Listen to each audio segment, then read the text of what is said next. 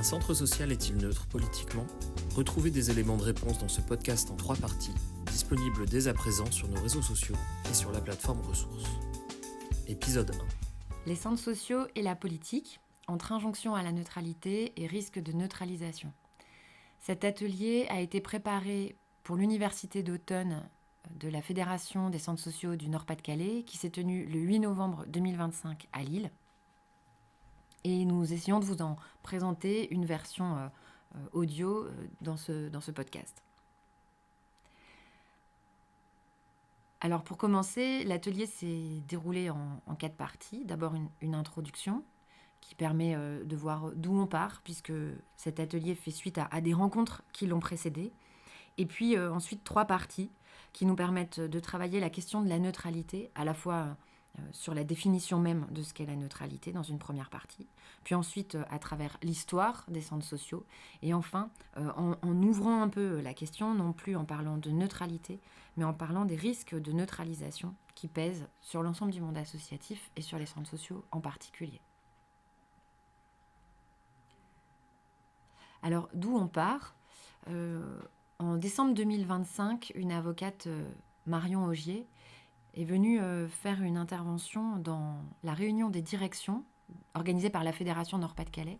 C'était au centre social des Trois-Villes à M. Donc Marion Augier, elle est avocate au barreau de Paris et elle est spécialisée dans la défense des libertés publiques. Dans son intervention, qui a duré une demi-journée et que je résume ici à très grands traits, elle a dit cette phrase forte « Il n'y a pas de neutralité des centres sociaux ». Et elle s'est appuyée sur un raisonnement plutôt juridique pour défendre cette idée. Ce qu'on peut en retenir, de manière très synthétique, c'est d'abord qu'il y a derrière la neutralité souvent plusieurs choses qui sont sous-entendues et qu'on peut démêler. La neutralité, c'est quoi ? La neutralité, si on le prend dans son sens de laïcité, et à ce moment-là on peut démêler les deux mots et bien parler de laïcité, c'est une obligation des services publics pour garantir la liberté de conscience. C'est une manière qu'a eu l'État en 1905 de dire « moi je n'ai plus de préférence religieuse » et le fait de ne pas avoir de préférence religieuse du point de vue de l'État permet à l'ensemble des citoyens d'avoir une liberté de conscience, de croire ou de ne pas croire et de croire dans les religions qui le souhaitent. La laïcité est un principe de liberté, garantir la liberté de conscience, et pour que chacun soit libre, alors l'État, lui, tait sa préférence. Et puis, on peut aussi démêler la neutralité politique de la neutralité partisane. En fait, être neutre politiquement, souvent, on l'emploie pour dire plus précisément qu'on est neutre du point de vue des partis. On n'a pas de préférence pour tel ou tel parti. C'est donc une neutralité partisane. Une fois qu'on a démêlé ces deux sujets, et aujourd'hui on va plutôt parler de la dimension politique, on ne va pas parler de la laïcité, ce n'est pas notre thème, on va parler de la neutralité politique, on peut se rappeler et se dire que la neutralité, ça n'est pas avoir zéro opinion ou avoir zéro valeur.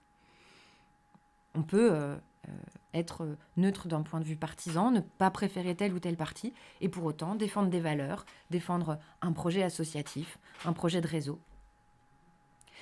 Et puis, la neutralité, ce n'est pas non plus obéir à des financeurs quand ils demandent à une association de transformer ses missions ou d'aller à l'encontre de ses valeurs. Et on le verra tout à l'heure à la fin de la présentation. Parfois, sous prétexte de neutralité, on nous demande en fait de faire autre chose que ce pourquoi on est là. Et donc là, il ne s'agit pas d'être neutre, mais bien d'être neutralisé. Alors voilà d'où venait un peu notre réflexion sur la neutralité. Et puis, il y a aussi un autre élément d'introduction, c'est en fait, on est dans un contexte où cette question de la neutralité, elle devient saillante pour la commission démocratie de la Fédération. Ce contexte, il crée des besoins. Alors, je vais y revenir rapidement. Le 31 janvier 2024, il y a eu une mobilisation pour défendre les centres sociaux en danger, avec des revendications qui se sont exprimées. Et puis, un peu plus tard, à l'été 2024, il y a eu une dissolution de l'Assemblée nationale avec des élections législatives. Et pendant ce temps des élections législatives, il y a eu de nombreuses tensions dans les centres sociaux qu'on a pu observer ici et certainement aussi ailleurs. Des tensions entre les adhérents, entre les membres des équipes, des tensions aussi avec les candidats en campagne qui sont parfois entrés dans les centres sociaux, entrés dans les événements pour faire campagne. Et donc on a senti un besoin d'être outillé sur le positionnement des équipes vis-à-vis des différents discours partisans qui traversent le centre social dans ces périodes électorales. En octobre 2025, une nouvelle mobilisation portée par le mouvement associatif, dans laquelle nous avons été partie prenante, ça ne tient plus pour défendre nos modèles économiques dans un contexte de vote du budget. C'est donc là des fragilités qui se sont exprimées. Et puis en mars 2026, on y arrive bientôt, ce sont les élections municipales, avec de nombreuses menaces qui pèsent sur les centres sociaux, des menaces politiques qui font craindre à la fois des tensions pendant la période de campagne électorale, mais aussi des changements dans la manière dont sera géré et financé le centre social avec l'arrivée de nouveaux élus. En somme, depuis 2 ans, il y a tellement de raisons de parler politique dans les centres sociaux. C'est pour ça que la commission démocratie a décidé de faire cette université d'automne dans le Nord-Pas-de-Calais sur la question de la politique dans les centres sociaux, de la démocratie. Et c'est pour ça qu'on a créé cet atelier. Un autre élément de contexte, c'est plutôt pour vous dire que tout ce qui va être présenté dans cet atelier s'appuie sur les sciences sociales. Alors, j'ai présenté ici quelques textes qui ont permis de nourrir les arguments qui vont être présentés. Il ne s'agit pas du point de vue de la fédération, mais bien d'une synthèse des lectures de sciences sociales qui nourrissent notre réflexion. Parmi ces textes, il y a la recherche collective Engagir qui a été réalisée avec la Fédération Centre-Val de Loire par une équipe notamment composée de sociologues et politistes tels que Julie Garnier, Catherine Neveu et Loïse Ney. Il y a le récent ouvrage de Julien Talpin et Antonio Delfini qui s'intitule « L'État contre les associations, anatomie d'un tournant autoritaire ». Et puis il y a eu en 2025 un numéro spécial de la revue Social Terre qui s'appelle « Éducation populaire, la révolte, ça s'apprend », dans lequel on retrouve des textes d'Emmanuel Porte, Alexia Morvan, qui ont par ailleurs beaucoup publié sur l'histoire de l'éducation populaire et qui seront repris ici. Et pour finir, on a discuté en préparant cet atelier avec Thomas Chevalier, qui est docteur en sciences politiques, qui est chercheur à l'université de Louvain-la-Neuve et qui, lui, travaille beaucoup sur l'analyse des financements associatifs et qui parle clairement de neutralisation politique des associations. On vous invite à aller lire ses travaux de recherche également. D'autres ressources de sciences sociales seront mobilisées tout au long de la présentation. Et évidemment, on pourra vous partager des ressources sans problème si vous êtes intéressé pour aller plus loin. Donc, première partie, on va revenir sur la question de la neutralité dans un centre social en défendant l'idée, comme l'avait proposé Marion Augier l'année dernière, qu'un centre social n'est pas neutre. Alors pour ça me semble important de partir de définitions. Dans les sciences sociales, le terme politique, il peut avoir 3 sens. Et pour décortiquer ces 3 sens, on utilise souvent les traductions anglaises, puisqu'en anglais, en fait, il y a 3 mots pour dire politique. Le premier, c'est le mot politics. Là, ça désigne plutôt le jeu électoral et partisan. C'est quand on dit c'est politique au sens de c'est un choix partisan. Et donc ça, souvent, la question du jeu électoral et partisan, des petits chevaux, les candidats qui veulent arriver au pouvoir, c'est souvent un jeu dont les centres sociaux se tiennent plutôt éloignés. Le deuxième terme, c'est le terme de policy. Au pluriel, c'est policies. Et là, ça désigne les politiques publiques. En fait, c'est tout ce qui est le bien commun, tout ce qui est mis en œuvre avec de l'argent public. Et là, on peut dire qu'à ce titre-là, les centres sociaux fabriquent et mettent en œuvre des politiques publiques avec l'appui d'institutions publiques et avec de l'argent public. Donc, on est bien, en tant que centre social, une structure qui participe aux politiques publiques. On est bien politique dans ce sens-là. Et puis, polities, ce sont les institutions. Et un centre social municipal est évidemment une institution. Un centre social associatif travaille avec des institutions telles que la caisse d'allocation familiale ou la municipalité et bien d'autres. Et donc, un centre social à ce titre est bien politique parce qu'il est une institution parmi d'autres et travaille avec d'autres institutions.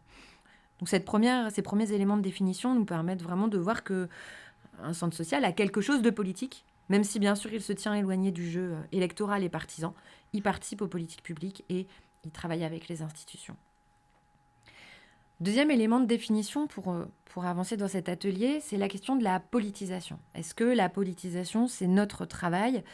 C'est pas forcément un terme qu'on emploie souvent, et pour autant, il permet de décrire pas mal de choses qu'on fait dans nos métiers. Je vais revenir sur 2 manières de définir la politisation pour voir comment on se positionne par rapport à ça. La première manière de définir la politisation, c'est de dire se politiser. Se politiser, c'est renforcer son engagement politique et partisan. Et ça, c'est le rôle bien souvent des partis politiques, c'est le rôle des syndicats, c'est le rôle qu'endossent parfois les médias. Et c'est plein d'endroits, plein d'espaces dans lesquels on va pouvoir s'engager dans le jeu politique. Mais s'engager, c'est aussi s'engager pour des valeurs. Et à ce titre-là, on peut se dire que se politiser au centre social, c'est quelque chose qui est possible, que le centre social est un endroit de la politisation, même si ce n'est pas désigné comme ça. En fait, les gens qui viennent au centre social font le choix d'un lieu collectif où on fait des choses ensemble. C'est le choix du collectif contre celui de l'individualisme. Et donc, c'est un choix politique, politisé, de venir s'engager au centre social, même si on ne se le dit pas forcément comme ça.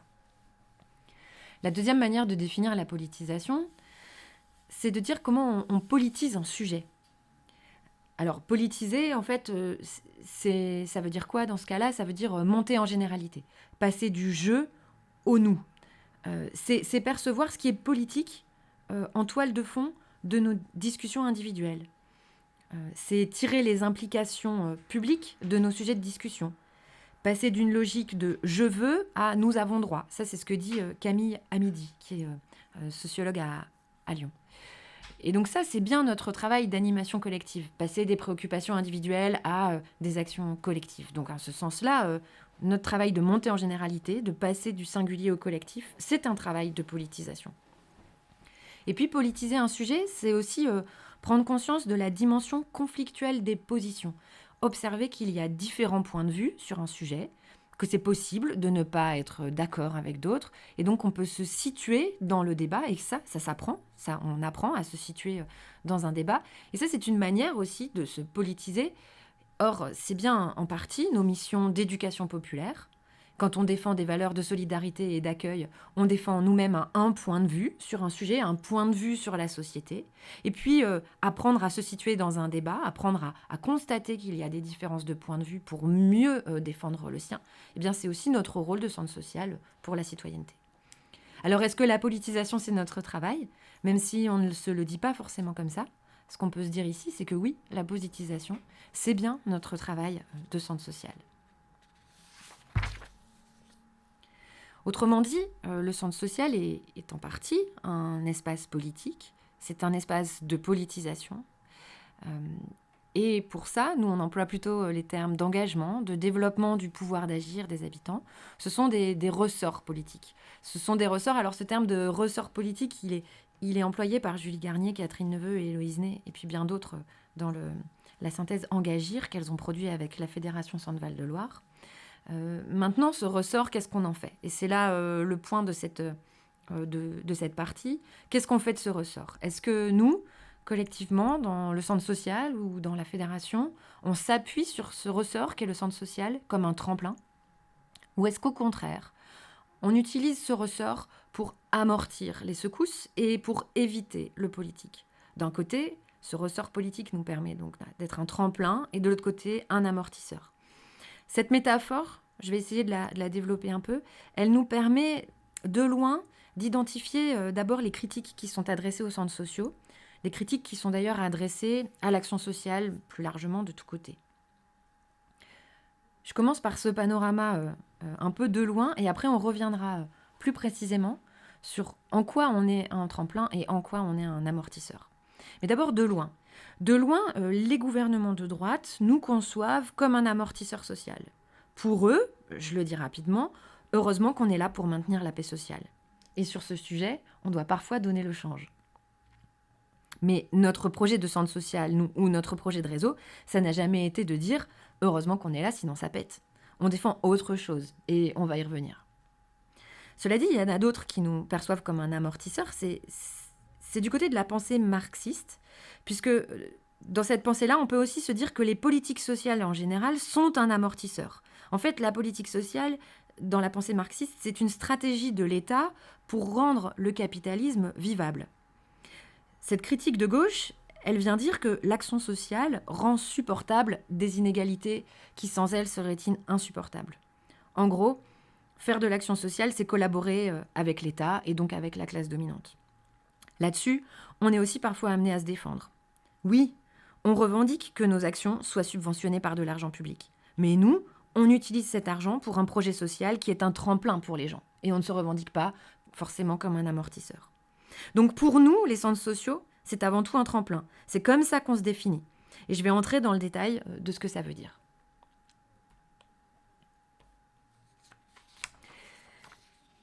S'appuyer sur le ressort pour faire du centre social un tremplin politique, ce qui a été écrit dans la synthèse de la recherche-action Engagir, c'est 3 choses principalement. Au centre social, on peut partager nos indignations et construire des points de vue collectifs. En fait, grâce aux espaces, aux personnes et aux ressources du centre social, on passe d'un point de vue individuel à un point de vue collectif. Et c'est en ça qu'on se politise et que le centre social est un tremplin pour notre émancipation. Deuxièmement, avec le centre social, on peut interpeller les pouvoirs publics. On peut construire une question, on peut construire une revendication et être pris en compte dans les politiques locales. Construire cette question en tant que collectif d'habitants, en tant qu'action qui va s'adresser aux autres, mais aussi en tant que centre social pour venir interroger les élus ou les partenaires. Une troisième manière pour les centres sociaux d'être un tremplin politique, c'est d'offrir un espace pour les habitants pour agir en autonomie, pour agir à l'écart des dominants, indépendamment des autres. Cette question de l'autonomie, de l'indépendance est très importante, notamment dans les centres sociaux associatifs, pour préserver des espaces où les gens vont pouvoir s'exprimer, parler entre eux, être dans l'informel. Et ça, c'est politique. Et puis plus largement, nous sommes aussi un tremplin pour les personnes. Un centre social favorise l'émancipation individuelle à travers les actions collectives. Être avec le collectif, ça produit des choses sur les individus. Ça fait du bien aux gens. C'est un tremplin dans la vie.